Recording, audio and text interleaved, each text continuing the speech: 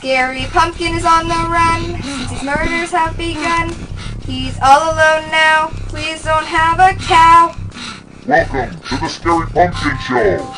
Now on location in places unknown.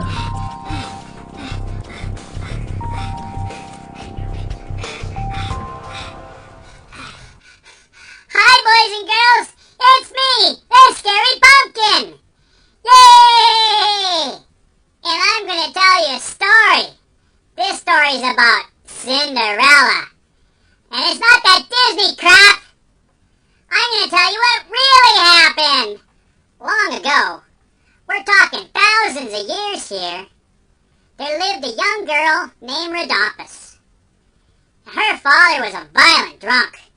And when she was 9, she had to watch as he beat her mother very often. Well, one day, her father hit her mother too hard, and he killed her. And being an a-hole, then he beat Rhodopis until she wouldn't talk. He even made her help bury her mother's body. What a creep! Soon after, her father remarried, this time to a widow with 2 daughters of her own.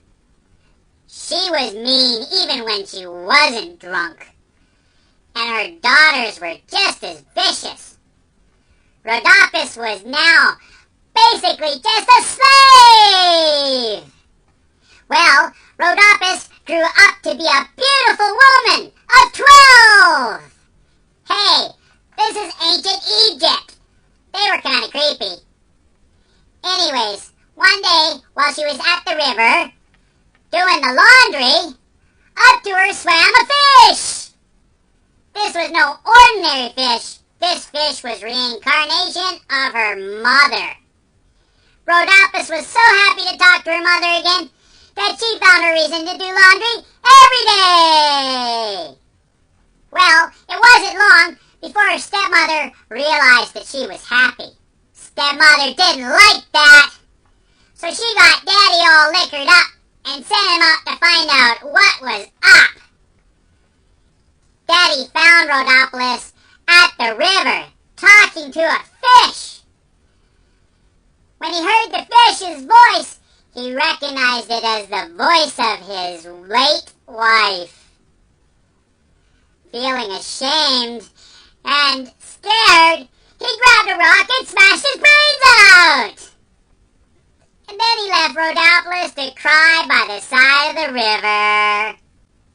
A hawk heard Rhodopis crying. This was no ordinary hawk. He was a messenger for the god Horus.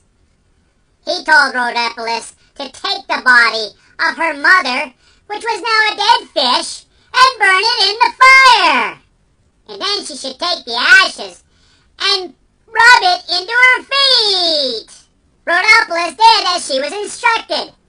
She burnt the body of her dead mother, now a fish, in the fire till it was just ash. And then she rubbed the ash all over her feet. When she rubbed the last of the ash onto her feet, they began to tingle.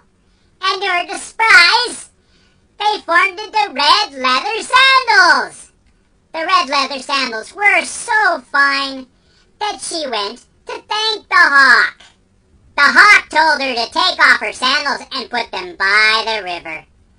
She did as he said, and then he grabbed one of her sandals and flew away. She was so confused, she took the other sandal and put it in her pocket, and then she began to cry. The hawk took the sandal to the palace, and he left it at the feet of the pharaoh. The pharaoh recognized that the hawk was a messenger of Horus, his god. So he told his men to follow the hawk. They followed the hawk until they came to the crying Rhodopis. And they brought her back to the pharaoh. The pharaoh knew that he had to marry the girl in order to appease his god. So he asked her to marry him. Rhodopolis accepted and she became queen. Her first decree as queen was to have her family slaughtered. The end. And the moral of our story is, if you kill an enchanted fish, eat the damn thing. See you next week for another story from me, the Scary